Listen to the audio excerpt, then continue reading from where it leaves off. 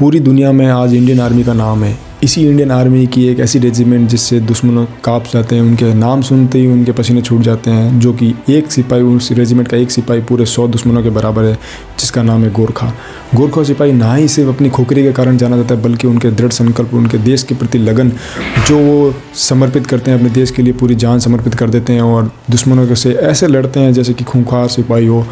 तो इसी गोरखा रेजिमेंट की एक कहानी, एक सिपाही जिसका नाम है इयान कार्डो, जिन्होंने 1965 का युद्ध लड़ा और उसके बाद 1971 का युद्ध लड़ा। पाँव कट गया, लेकिन उसके बाद ये बटालियन को मूव किया, ब्रिगेडियर बने और आज उन पे एक पिक्चर बनने जा रही है, फिल्म बनने जा रही है, जिसका लीड रोल में है अक्षय कुमार। बात है 1971 की, जब सिलेट में नॉर्थ ईस्ट में युद्ध चल रहा था इंडिया पाकिस्तान का, और उस समय एक बटालियन, गोरखा बटालियन वहाँ पे मौजूद थी, जिसके कमांडो वहाँ पे शहीद हो गए और उनकी जगह इयान कार्डो को बुलाया गया, जो कि बाहर विदेश में अपनी ट्रेनिंग पूरी कर रहे थे। वो तुरंत वहाँ से हेलीकॉप्टर से यहाँ आए और पूरी कमांड उन्होंने संभाल ली और अपने बटालियन को मूव किया। लेकिन सिपाही बहुत कम थे, 700-800 सिपाही थे पूरी बटालियन में, और साथ में पाकिस्तान के पास बहुत सारे सैनिक थे और उनके पास बराबर हथियार थे, बराबर खाने की सुविधा थी, सब कुछ था उनके पास। लेकिन हमारे सैनिकों के पास वेपन्स भी कम थे, खाने पीने का साधन भी कम था, तो उनके पास कुछ दिन और चलाने का काम था, उससे बाद वो नहीं चला सकते थे।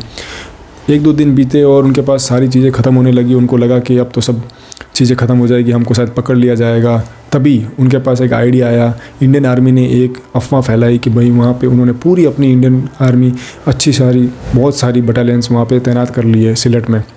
ये खबर जब पाकिस्तान आर्मी को पता चला तो वो हक्का बक्का रह गए। उनको लगा कि सब अब हम शायद युद्ध नहीं जीत पाएंगे। लेकिन उसी समय एक आइडिया इयान कार्डो को आया कि भाई ये जो अफवाह फैली, इसका फ़ायदा उठाया जाए। उन्होंने अपने सैनिकों को अलग अलग जगह पे बांट दिया, अलग अलग जगह तैनात कर दिया और उन्होंने कहा कि जितना अपने पास वेपन बच गया है उसको एक साथ फायर कर दो।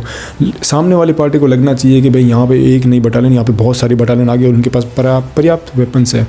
तो उन्होंने फायर करना स्टार्ट किया और एक दिन लगातार पूरा फायर किया और अगले दिन ही पाकिस्तान आर्मी ने अपने हथियार डाल दिए। उनको लग गया था कि भाई अब हम जीत नहीं सकते। उन्होंने हथियार डाल दिए और वो जंग थी वहाँ की, उस एरिया की, वो जीत गए। सेकंड डे इयान कार्डो को दूसरे जगह भेज दिया गया, दूसरी बटालियन को लीड करने के लिए भेज दिया गया। वो वहाँ जा रहे थे, उसी समय उनका पाँव एक लैंड माइन पर पड़ गया और उस लैंड माइन के फटने से अपने आप को तो उन्होंने बचा लिया, लेकिन उनका पाँव बुरी तरह जख्मी हो गया। अब उस समय वहाँ पर पर्याप्त वेपन नहीं थे, डॉक्टर तो था लेकिन उनके पास इक्विपमेंट नहीं थे, उनका ऑपरेशन करने के इक्विपमेंट नहीं थे, उनके पास एनेस्थीसिया नहीं था। तो डॉक्टर ने मना कर दिया कि मैं आपका पाँव नहीं काट सकता, जिसकी सख्त जरूरत है, लेकिन मैं कर नहीं सकता ऐसा। तो उन्होंने कहा नहीं आप करिए, मैं आपको इजाज़त देता हूँ, लेकिन वो कर नहीं रहे थे, उन्होंने मना कर दिया। तो उन्होंने एक सिपाही को बुलाया कि आप मेरा पाँव काट दीजिए। सिपाही ने भी मना कर दिया, सर मैं ऐसा नहीं कर सकता।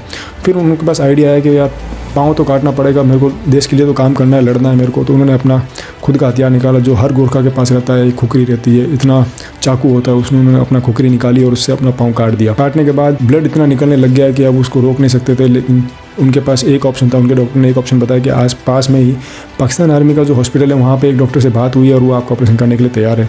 लेकिन इयान कार्डो ने मना कर दिया कि नहीं, मैं ऑपरेशन नहीं कराऊंगा। अपोजिट पार्टी जो दुश्मन है, मैं उनके साथ हाथ नहीं मिला सकता, उनके साथ उनकी कोई सहायता नहीं ले सकता।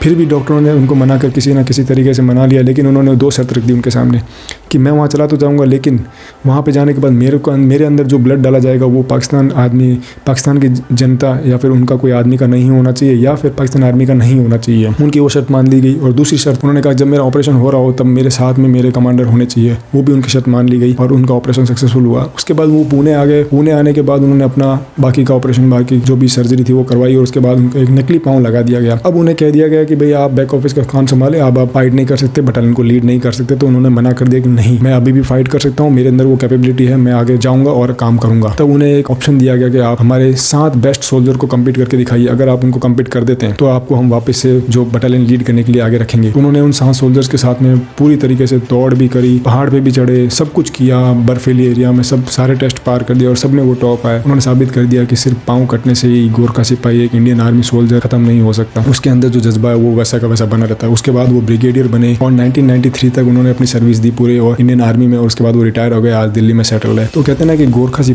गोरखा सिपाही इसी काम से जाना जाता है कि वो कट जाए, उसका हाथ कट जाए, उसका पाँव कट जाए, लेकिन वो देश के प्रति अपना पूरा समर्पित होता है, वो अपना काम पूरा करता है कि बिना वो वापस नहीं आ सकता। उन्होंने अपनी जान पूरी झोंक दी थी, अपना सब कुछ डाल दिया, लेकिन फिर भी वो सर्विस करना नहीं छोड़े। तो इसके साथ ही आज के लिए धन्यवाद। जय हिंद।